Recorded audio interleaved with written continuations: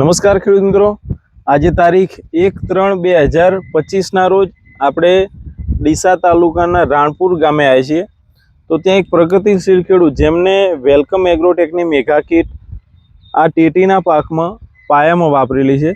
તો અમને એક સરસ એક નવી ખેતી ચાલુ કરી છે કે ટેટી સાથે મરચીનું પણ વાવેતર કર્યું છે કે એક સાથે બે ક્રોપ લઈને સારું પ્રોડક્શન અને વધારે કઈ રીતે ઉત્પાદન લેવું એનું ઉદાહરણ એમને આપ્યું છે કે આજે તમે મરચીનો પાક જોઈ શકો છો કે એટલો હેલ્ધી છે અને જોઈ શકો છો કે વેલા એટલું જબરજસ્ત અત્યારે ફીલ લાગે છે।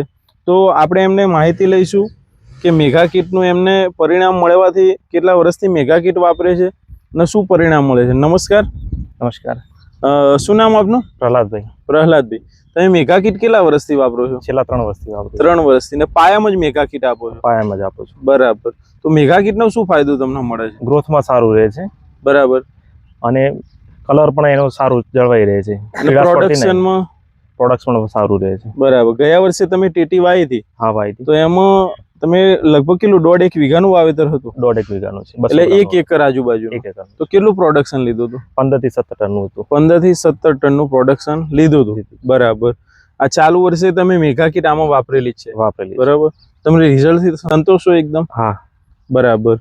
બીજું કે આ તમે જે મરચી અને ટેટીનો આંતરપાક કર્યો છે, હા, તો એમાં તમને શું ફાયદો લાગે છે?